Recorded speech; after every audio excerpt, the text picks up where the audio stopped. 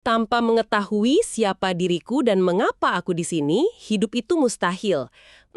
Kutipan dari Tolstoy ini kayaknya langsung kena banget ya ke inti pembahasan kita kali ini. Bab 9 dari Carl Sagan. Betul.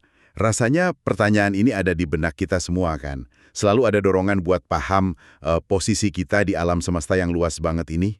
Selamat datang di pembahasan mendalam kita. Kita bakal coba gali pemikiran Carl Sagan dari bab 9 karyanya, sumbernya dari Gifford Lectures dia tahun 85. Ya, judul babnya Pencarian atau The Search.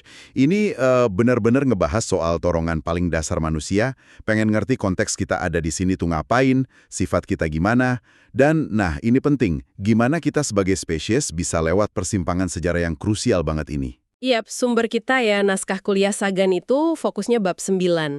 Sagan di situ ngurai banget soal dorongan alami manusia mencari tahu soal diri sendiri dan kosmos. Jadi, misi kita sekarang ini ya coba bongkar perspektif Sagan soal pencarian ini. Kenapa sih menurut dia zaman kita ini unik dan penting banget? Tantangannya apa aja gitu ya? Betul.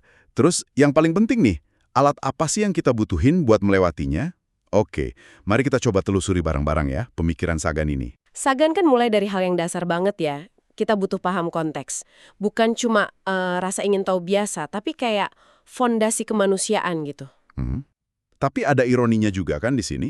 Justru kecerdasan kita yang bikin kita sukses sebagai spesies, malah kayaknya yang bikin kita di posisi genting sekarang. Gimana tuh Sagan melihatnya? Nah, itu dia paradoksnya. Kecerdasan kita, kemampuan rekayasa kita, itu kan emang luar biasa ya. Iya banget. Itu yang bikin populasi kita meledak, nyebar kemana-mana, bahkan udah mulai mikir keluar angkasa. Tapi, ya itu, kecerdasan yang sama juga yang ngasih kita kapasitas buat, ya, menghancurkan diri sendiri. Skalanya global lagi. Ngeri ya? Makanya pencarian pemahaman diri itu jadi penting banget menurut Sagan. Kita ini kayak punya kekuatan super, sekaligus potensi buat hancur total. Sagan ngelihat zaman kita ini benar-benar titik balik yang belum pernah ada sebelumnya ya dalam sejarah manusia. Kita kayak di persimpangan jalan gitu. Persis, ada dua kemungkinan yang ekstrim banget, bisa musnah total atau bisa bersatu jadi spesies global terus menjelajah dunia baru. Taruhannya gede banget. Dan yang bikin tambah mendesak itu kan kecepatan perubahannya ya. Nah, itu dia. Coba deh kita pikirin, dalam 1-2 generasi aja, gila-gilaan perubahannya. Transportasi, komunikasi sekarang instan ya. Terus kedokteran, KB, itu semua mengubah masyarakat banget. Jauh lebih cepat dari zaman nenek moyang kita ya. Jauh banget. Ribuan, puluhan ribu tahun lalu perubahannya nggak secepat ini.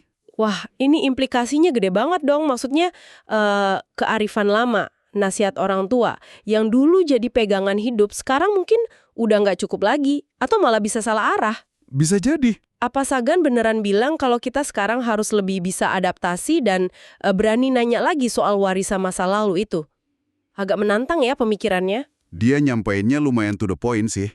Kalau lingkungan luarnya berubah lebih cepat dari ganti generasi, ya kita nggak bisa kaku pegang tradisi tanpa nanya lagi. Itu bisa bahaya. Jadi kemampuan evaluasi ulang, mempertanyakan, adaptasi itu jadi skill penting sekarang. Vital banget.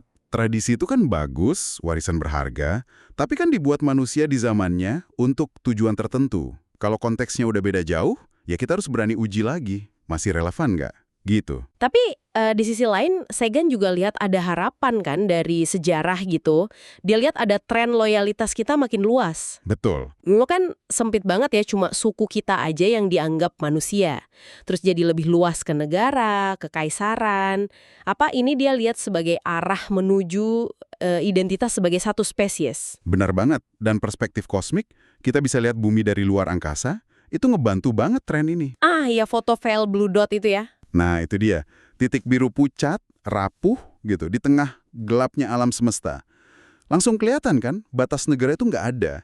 Yang ada cuma satu planet, satu rumah buat semua. Bikin kita sadar kalau kita semua ini saling nyambung ya. Mau nggak mau, nggak ada lagi mereka yang jauh di sana. Adanya ya kita semua di bumi ini. Tapi Sagan juga realistis ya. Dia tahu ada konflik di dalam diri kita sendiri. Dia ngomong soal warisan reptilian gitu kan di otak kita. Iya, kecenderungan bawaan buat hierarki, agresi, ritual yang kaku. Tapi di sisi lain, kita punya korteks cerebral yang canggih banget. pusatnya nalar, empati, kreativitas, bisa ngerasa nyambung sama orang lain. Jadi, pertarungan global yang kita lihat sekarang, antara pengen bersatu sama pengen konflik terus, itu cerminan dari pertarungan di dalam diri kita juga dong? Itu pandangan menarik dari Sagan. Konflik di luar itu ya manifestasi dari pergulatan batin kita juga, antara dorongan primitif sama kapasitas nalar kita. Terus gimana dong cara ngelolanya? Dua kekuatan yang kayaknya berlawanan gitu. Nah, jawabannya Sagan ya, kita harus pakai kapasitas unik kita sebagai manusia yang ada di korteks cerebral itu. Bukan ditekan total warisan lamanya, tapi dikelola gitu ya? Persis, kita harus sadar dan aktif milih buat pakai kapasitas kortikal kita. Nalar, mikir jangka panjang, kasih sayang, dan yang penting, mikir kritis. Jadi bukan ngapus sisi reptilian itu? Kayaknya sih nggak mungkin ya dihapus, tapi kita sadari adanya, terus kita arahin tindakan kita pakai bagian otak yang lebih baru, yang lebih bisa mikir. Pakai software terbaru buat ngendalin hardware lama kita yang kadang suka bikin masalah. Ngomongin soal perangkat berpikir nih, alat spesifik apa aja sih yang menurut Sagan penting banget buat pencarian ini? Yang juga jadi kunci buat kita bertahan hidup di zaman sekarang.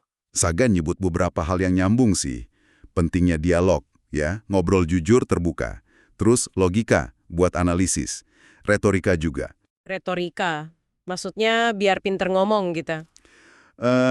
Bukan buat manipulasi ya, tapi kemampuan buat jelasin ide yang rumit, argumen yang jelas, persuasif, dan tentu aja kasih sayang, empati. Oke. Tapi yang paling dasar, fondasinya nih, kata Sagan, itu keberanian buat mempertanyakan segalanya. Segalanya. Termasuk keyakinan kita sendiri, yang paling kita anggap benar. Nah, itu dia. Termasuk keyakinan yang paling kita pegang erat, yang paling nyaman, atau mungkin yang kita anggap sakral sekalipun. Harus berani dipertanyakan. Wah, ini bagian yang menurut saya nusuk banget sih. Sagan ngomong soal perlu ada pertempuran sampai mati, mitos-mitos yang tidak memadai. Terus ada kesadaran yang menyakitkan, pas kita sadar, ternyata pandangan kita salah. Kenapa sih keberanian buat ragu sama diri sendiri ini jadi penting banget sekarang? Karena taruhannya bro belum pernah setinggi ini. Dulu, kalau ada keyakinan salah, mitos ngaco, ya paling banter bikin konflik lokal. Orang ditindas, menderita, tapi skalanya terbatas lah. Oke. Nah, sekarang ada senjata nuklir, teknologi global lain, dogmatisme, pikiran tertutup, nurut buta sama ideologi yang nggak masuk akal, itu bisa memicu bencana yang ngancam spesies kita semua. Udah nggak ada lagi kemewahan buat ngebiarin mitos yang tidak memadai ngatur tindakan kita di panggung dunia. Jadi berani ngaku, mungkin saya salah, itu bukan cuma soal pinter-pinteran lagi ya, tapi soal bertahan hidup. Udah jadi syarat buat bertahan hidup bisa dibilang gitu. Terus, dalam konteks ini, posisi sains gimana menurut Sagan? Apa sains itu cuma gantiin mitos lama pakai fakta baru? Jauh lebih dari itu menurut Sagan. Sains itu bukan cuma kumpulan pengetahuan yang udah jadi atau dogma baru. Sains itu metode berpikir, proses yang jalan terus. Proses ya? Iya, proses yang unik. Dia gabungin dua hal yang kayaknya beda, berani bikin hipotesis gila, kreatif, tapi sekaligus disiplin buat nguji hipotesis itu pakai skeptisisme yang paling ketat, tanpa ampun. Wow. Ini alat terbaik kita buat coba ngerti alam semesta apa adanya. Bukan maksain maunya kita, emosi kita ke alam semesta. Sagan bahkan nyebutnya kayak ibadah yang terinformasi. Kagum sama alam semesta, tapi dasarnya pemahaman, bukan karena nggak tahu. Termasuk usaha buat paham cerita besar ilmiah soal asal-usul kita, Big Bang, evolusi bintang, sampai munculnya kehidupan di bumi. Ya, narasi ilmiah kosmik itu bagian penting dari pencarian manusia buat paham posisinya di mana. Ini kan bukan cerita turun dari langit. Hasil kerja bareng ya? Betul, mahakarya kolektif. Dibangun pelan-pelan sama banyak generasi pemikir, pengamat. Sering banget harus nantang dogma yang lagi berlaku waktu itu. Dan cerita ini kan terus direvisi, diperbaiki, seiring kita belajar lebih banyak. Jadi intinya bukan di jawaban akhirnya ya? Bukan. Intinya di proses penemuannya itu sendiri. Nanya, nguji, ragu, belajar terus-menerus, itu esensi sains dalam konteks pencarian ini. Menarik banget ya, meskipun Sagan nggambarin bahaya yang gede banget, terutama ancaman nuklir, tapi kok nada tulisannya sering tetap ada optimisme gitu ya, walau hati-hati. Ya, Terasa ya? Dia kan nunjuk contoh sejarah. Kita pernah berhasil ngelawan ide hak ilahi raja, ngapusin perbudakan, status perempuan membaik di banyak tempat, bahkan cacar bisa diberantas. Tapi ancaman nuklir kan rasanya beda banget skalanya. Gimana dia bisa tetap optimis? Itu pertanyaan bagus. Perbedaan kuncinya, kata Sagan, itu di sifat universal ancaman nuklir. Beda sama perbudakan misalnya. Di situ kan ada kelompok yang jelas untung, pemilik budak. Jadi mereka punya kepentingan buat mempertahankannya. Oke, masuk akal. Nah, perang nuklir, kalau beneran terjadi, itu bakal ngerugiin semua orang di planet ini. Nggak ada kecuali. Secara teori ya, nggak ada kelompok rasional yang bener-bener pengen perang nuklir itu kejadian. Meskipun ya, pasti ada yang untung dari jualan senjata atau ketegangan politik. Jadi karena nggak ada yang diuntungkan secara langsung dari perangnya itu sendiri, itu ngasih harapan. Itu celah harapannya, menurut Sagan. Musuh kita bukan manusia lain, tapi ancaman itu sendiri. Jadi ada potensi buat kita bersatu ngelawan ancaman itu. Sesuatu yang mungkin lebih susah dicapai kalau isunya memecah belah kepentingan kayak dulu. Jadi karena nggak ada pemenang yang jelas dalam perang nuklir, kita punya kesempatan bangun kesepakatan global buat menghindarinya. Tepat, itu argumen optimisnya. Tapi Sagan sama sekali nggak nganggep remeh tantangannya loh ya. Dia nekenin banget urgensinya. Kalau gagal mencegah bencana nuklir, ya udah final buat peradaban kita, mungkin buat spesies kita. Makanya dia pakai metafora jam terus berdetak ya. Betul. Jadi optimismenya bukan naif, bukan pasti aman. Tapi keyakinan kalau kita punya kapasitas buat ngatasin ini kalau kita mau pakai kecerdasan, nalar, kemauan politik kita. Cuma, ya itu, kesempatannya mungkin nggak selamanya ada. Oke, setelah kita bahas semua ini, dorongan mencari, krisis zaman kita, alat berpikir yang dibutuhin, peran sains, sampai optimisme bersyarat Sagan, apa sih sebenarnya inti atau tujuan akhir dari pencarian ini menurut dia?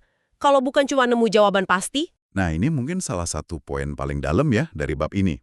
Tujuan pencarian ini buat Sagan itu bukan buat nyampe di titik akhir, terus kita puas, udah nemu semua jawaban, bukan juga buat jadi sombong, rasa megang kebenaran absolut gitu. Terus apa dong kalau bukan kepastian atau kebenaran final? Apa yang kita kejar? Yang dikejar itu prosesnya, proses pencariannya itu sendiri. Ini soal sikap mental, soal keberanian buat nerima alam semesta apa adanya. Nerima apa yang kita temuin dari penjelajahan kita. Bahkan, atau justru, kalau temuannya itu nggak enak, beda sama prasangka kita, atau ngeruntuhin keyakinan nyaman kita selama ini. Jadi keterbukaan pikiran terus-menerus ya? Betul. Kerendahan hati di depan luasnya kosmos dan rumitnya diri kita sendiri. Dan berani buat terus belajar, nanya, nyesuaiin pemahaman kita. Kata Sagan, mungkin cuma proses pencarian itu sendiri yang bisa dianggap sakral, bukan kebenaran sementara manapun yang kita temuin di jalan. Jadi, rangkuman dari bab 9 ini pesannya kuat banget ya. Dan relevan banget dari Sagan. Kita ini spesies yang emang dari sananya didorong buat paham diri sendiri dan alam semesta.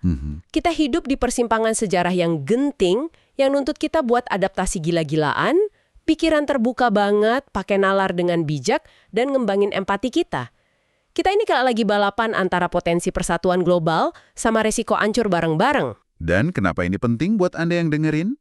Ya karena pemikiran Sagan ini nyentuh langsung pergulatan batin kita mungkin ya. Antara pegang tradisi, sama nerima perubahan, antara berharap sama cemas soal masa depan. Membantu kita melihat tantangan global ya. Betul, jadi bukan masalah abstrak di luar sana, tapi tantangan kita bareng-bareng. Dan yang penting, ini nunjukin betapa vitalnya mikir kritis, skeptis yang sehat, termasuk ke diri sendiri, sama empati buat kita jalanin hidup sehari-hari, buat pilihan-pilihan kita. Sagan kan bilang pencarian ini kebutuhan bukan kemewahan buat orang pinter aja. Nah, kalau inti pencarian ini bukan cari nyawan tapi berani hadapi realitas apa adanya, walaupun sakit atau bingung, mungkin ada baiknya kita masing-masing nanya ke diri sendiri. Mitos pribadi apa yang saya pegang? Keyakinan apa yang kayaknya nggak bisa diganggu-gugat? Asumsi dasar mana dalam hidup saya yang mungkin perlu saya cek lagi nih dengan lebih jujur, lebih terbuka, lebih kritis? Sebagai bagian dari pencarian pribadi saya buat pemahaman yang lebih dalam. Berhenti bertanya dan jangan pernah berhenti tumbuh.